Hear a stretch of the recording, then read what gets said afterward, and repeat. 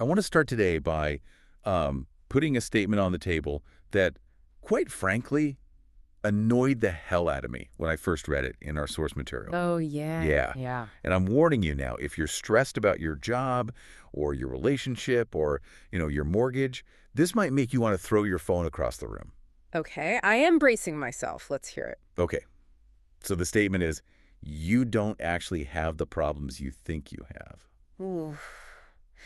Yeah, that lands with a bit of a thud, doesn't It it? lands like a slap in the face. Yeah. My immediate reaction was, okay, tell that to my landlord. Right. Or tell that to anyone dealing with a health crisis. It sounds incredibly dismissive, almost like that toxic positivity garbage. Mm-hmm. Where you're just supposed to manifest your way out of a flat tire? Exactly. But, and this is why we're doing this deep dive I kept reading, we are looking at the work of Andreas Ayre today, specifically his writing on what he calls the unconditional nature of reality. Right. And it turns out, when he says you don't have problems, he isn't saying the rent isn't due. No, absolutely not. He's saying something much, much more radical. He's suggesting that the you who is worried about the rent Uh-huh. might not actually exist.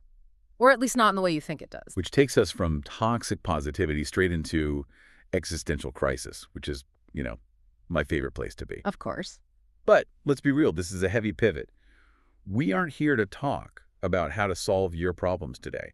We're exploring the possibility that the solver, the self I'm trying so hard to improve every single day, is a phantom.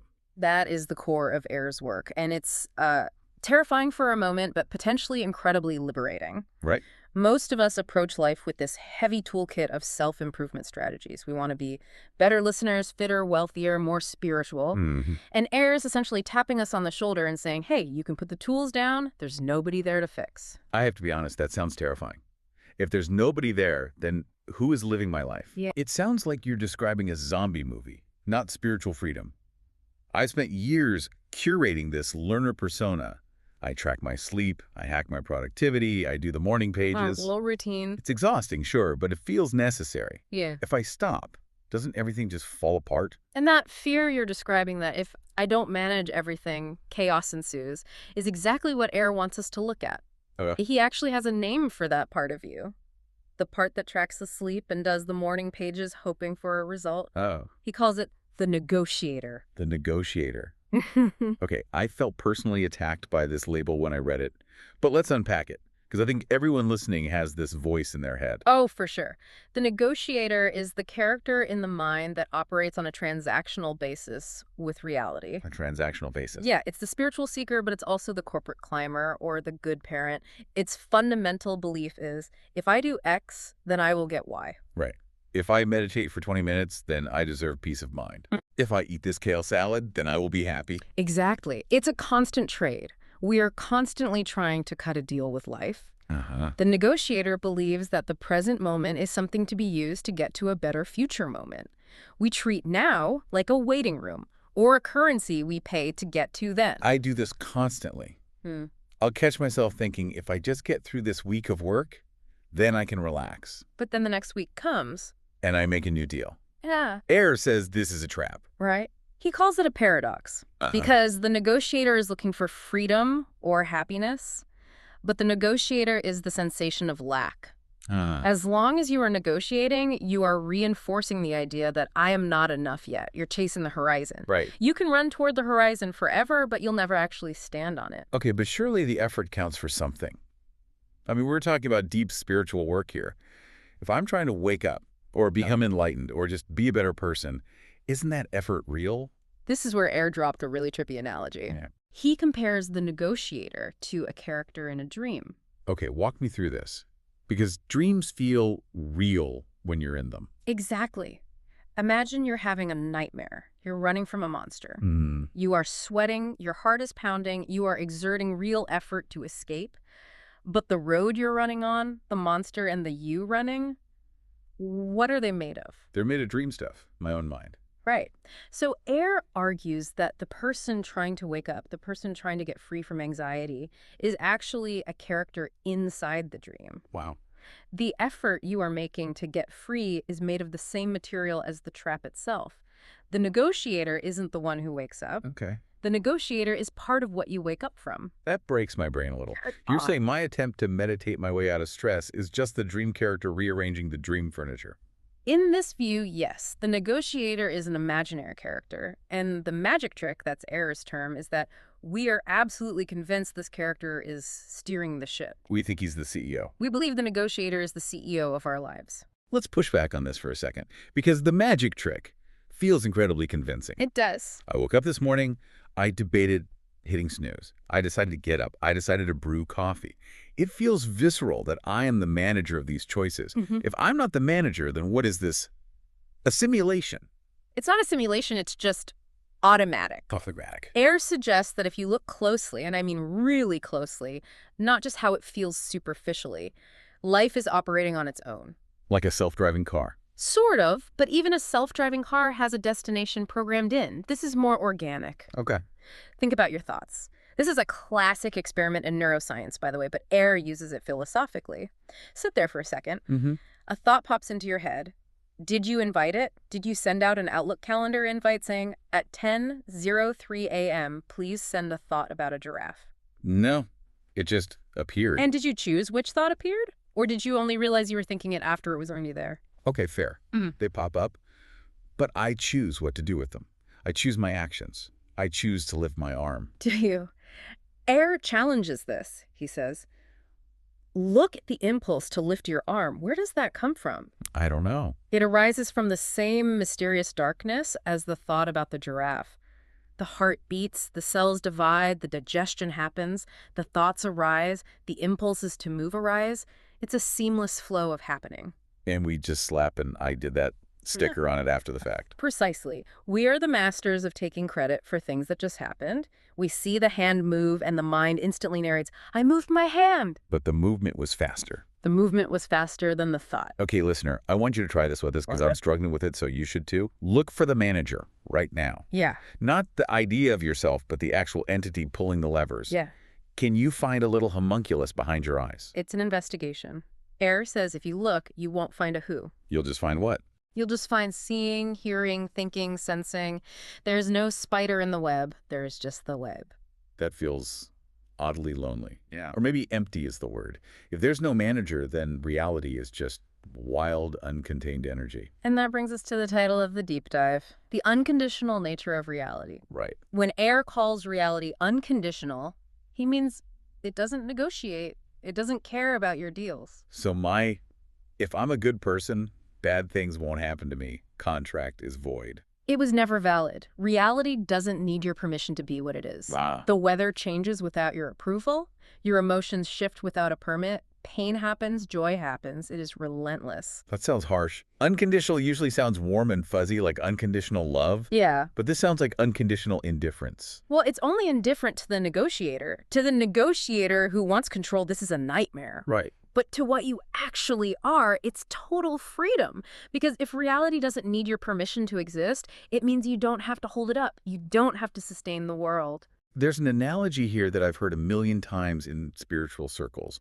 The wave and the ocean. The classic. Usually I tune out when I hear it because it's such a cliche. But Ayre uses it to point out the absurdity of the seeking we were just talking about. Yes, the wave in the ocean is classic non-duality. But here's the specific twist.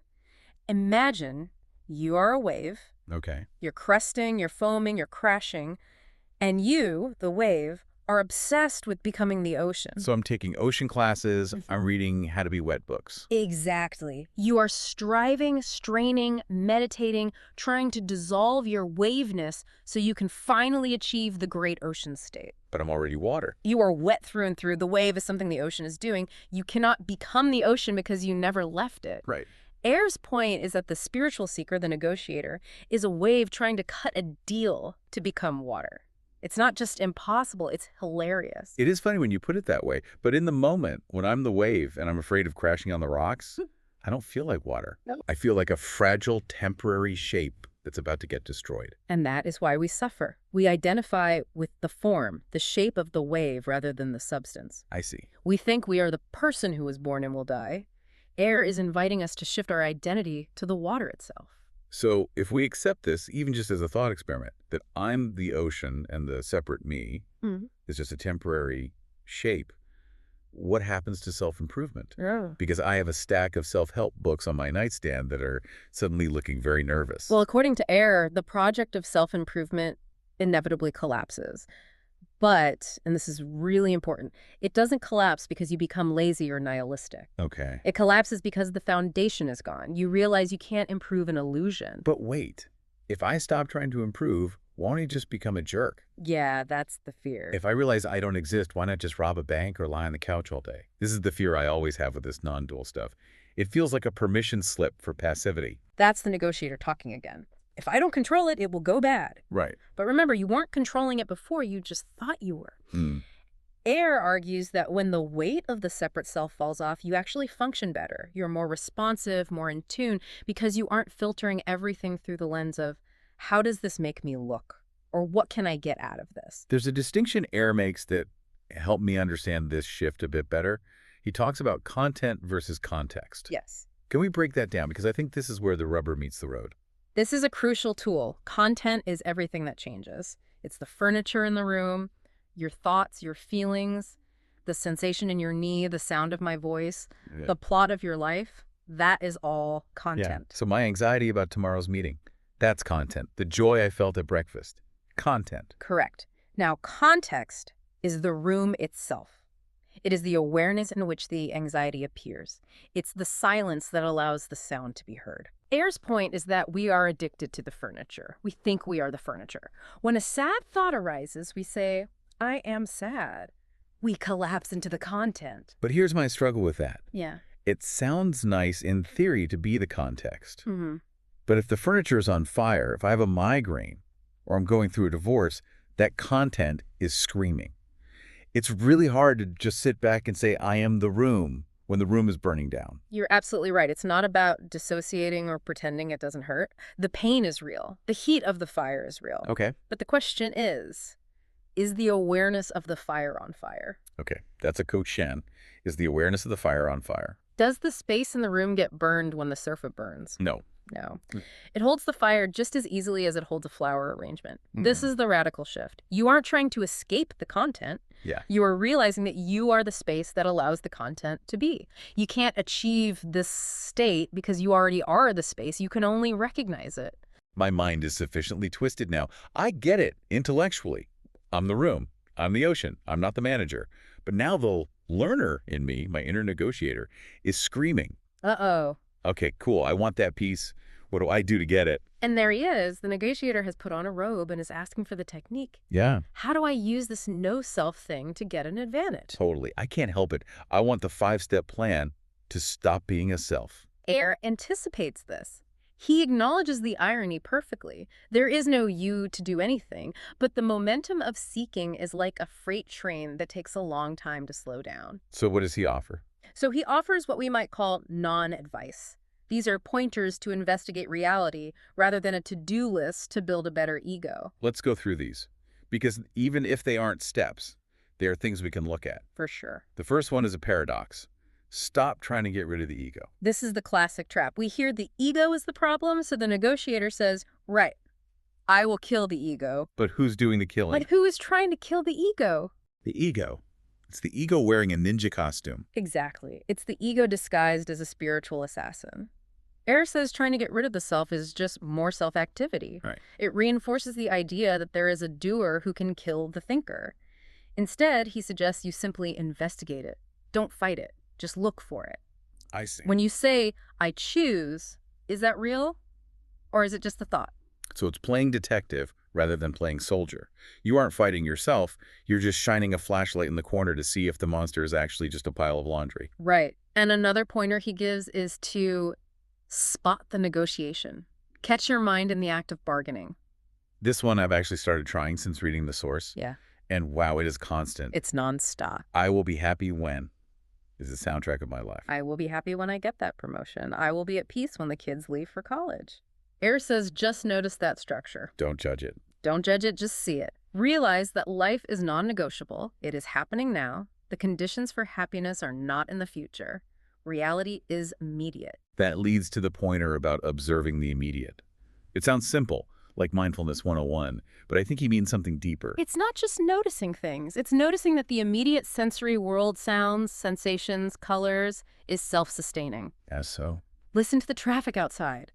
Does it need you to listen to it? No. No, it's just happening. The world is holding itself up. You don't have to carry it. That is the relief I think we're all actually looking for. Not the relief of solving all our problems, but the relief of putting down the weight of the world. Yes. That is what he calls relaxing as consciousness.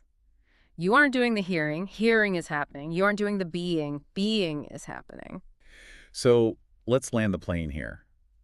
If we follow this thread all the way, if the negotiator finally shuts up, or at least we stop believing him, what is the result? I know we said no fireworks, but what does liberation look like, according to Ayre?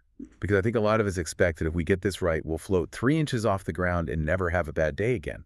And that expectation is the final trap. Ayre is very clear. Liberation is not a permanent state of ecstasy. Okay. It is not about becoming a lobotomized bliss bunny. Thank goodness, because I still get road rage. You might still get road rage. Liberation is described as ordinary life. Functioning continues. You still pay taxes. You still prefer chocolate to vanilla. So what's different? But the difference is that these things are no longer personal. No longer personal. That's the key phrase. It means you don't take your own story so seriously. Anger might arise, like a storm cloud, but you don't say, I am an angry person and this is my terrible burden and I need to fix it. You just see it as... You just see, oh, anger is happening. It's like weather. The ocean doesn't apologize for a rough wave. It sounds like growing up, in a cosmic sense, you stop being the center of the universe. And the final realization, the deep end of the pool, is the realization that you, the separate entity, were never born and will never die. Whoa, okay, that's a big finish. Unpack that. Well, if you are the context, if you are the awareness and not the body or the story. Right. The story has a beginning and an end. The body has a birthday and a death day. But the awareness in which that story appears, it has no edges. I see. It holds the story of your birth and the story of your death, but it is not touched by them.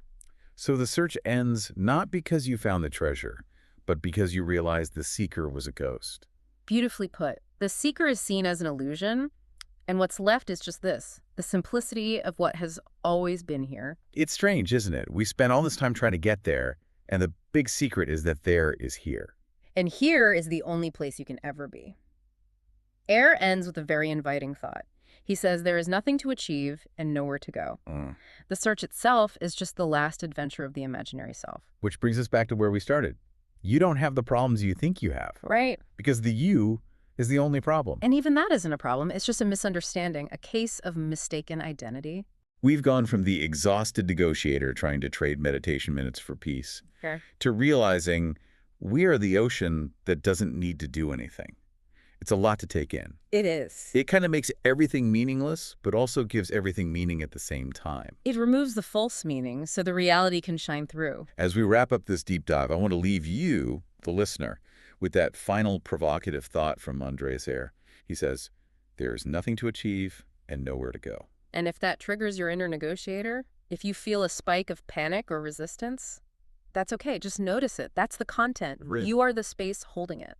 But consider this. If you stopped waiting for a future moment to complete you, if you stopped bargaining with reality, what is wrong with this exact moment right now? Not what your mind says is wrong with it, but in the actual experience, is anything missing right now?